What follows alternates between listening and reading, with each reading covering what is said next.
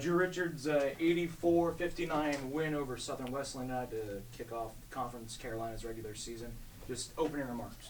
Yeah, I mean, I thought our bench was huge tonight. I thought that was the difference in the game. I thought guys like Josh, guys like Dallas, guys like G or Jamarvius Jones, guys like Javante Waverly. I mean, Tez obviously being able to get back out there and give us some contributions, and Amari. I mean, I thought our bench made the biggest difference in our depth, and that's what we tried to sell these guys. It's like we have a lot of depth this year, but if we don't have production when they come in the game, there's no use of having depth. So for them to come in and produce like the way they did, especially in the second half, that we've been talking about these guys about second half, and I thought second half we actually did a good job of pushing the lead out instead of letting the lead kind of come back on us.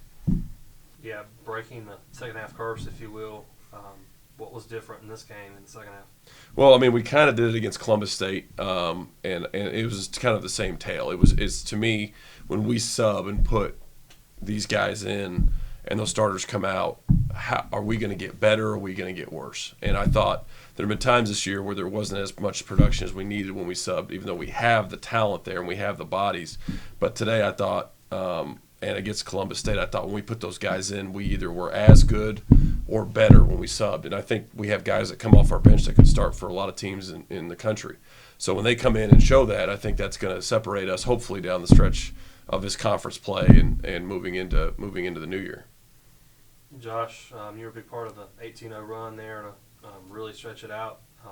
Take me through that run for you guys. Yeah, I mean, came in, started getting stops, especially this guy. He kept poking the ball out, getting it out in transition. I think that was where most of our buckets came from was transition. Really just guarding, getting out and running, scoring it. So. You had a stretch of something like 3 out of 4 baskets were yours, and Javante assisted all 3 of those. One of those was that behind-the-back pass to the corner. Yeah. And the other 2 were good plays too. So, how key was he in that run too? Oh, absolutely. Yeah. Just leading the break, leading our team on offense, finding guys, really like trusting me, trusting our teammates to knock those shots in. So, he's huge. And Dallas, 11 points. 5 steals. After you were so strong at Duke, it's been a while since you've had that kind of production. So, what was the key tonight for you? Just staying locked in mentally, knowing that I am an energy guy off the bench. So, handling my responsibilities, playing defense, bringing energy, and doing what I have to do. So, them steals were just like something that I've been practicing on all week, making sure I was in the gap and things like that. And, Coach, looks like you have 6 guys had 8 points or more, but nobody had more than 11, so a lot of balance there. Obviously, that's part of depth as well, but how key was that to have so many guys contribute like that? Yeah, I mean, that's kind of something we've always, our best teams usually have that. We usually don't have the guy that averages 19, 20 points a game. We usually have guys that average, 13, 12, 11, 10, 10, 9, 8, all the way kind of down. So, I mean, like I said, the depth is great if we take advantage of it, and I hope this is a trend that we can continue to take advantage of, not only offensively but also defensively. When we sub and our defensive energy increases and our rebounding energy increases, that just gives us an opportunity to continue to put ourselves in the best light to win basketball games. So I'm hoping this continues to trend in that direction. And Cortez returning just under 9 months, I think, since the injury, and contributed tonight. So how key was he, and how big to have him back? I mean, it's huge. I mean, Tez is a very vocal leader. He's been here since the early 1900s, seems like. But I love Tez to death. I mean, I recruited him. It tells you how old Tez is. I recruited him before I left.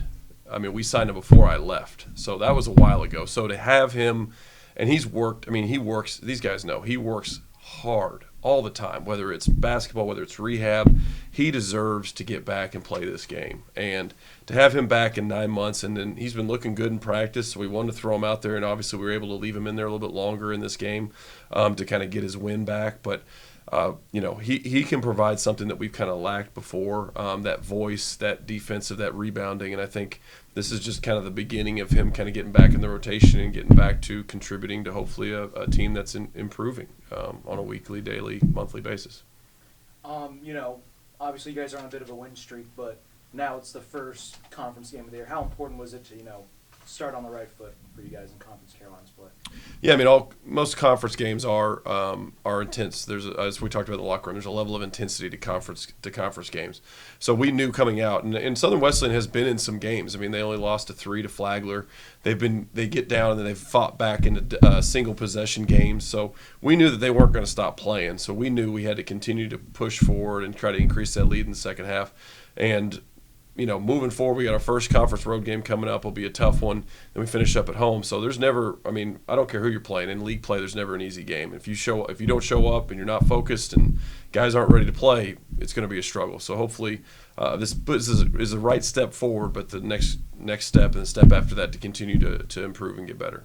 And then you guys can answer this too. Obviously, with finals coming up and graduation for the fall, you guys won't have a game until December 13th. Maybe how important is it maybe for you guys now to have just a couple days off from a game after playing, this really tough stretch of games? I mean, it's huge. It help us get some time to prepare for the next one. Get some time to kind of digest the games we played these last couple weeks and see where we need to improve. So I feel like it gives us time to, prepare for our exams and things like that, take care of our schoolwork, be able to lock in on our exams and stuff, making sure we get all that handled so we can handle business later. That's it. All right. Thank you, guys. Thank you. thank you. Appreciate it.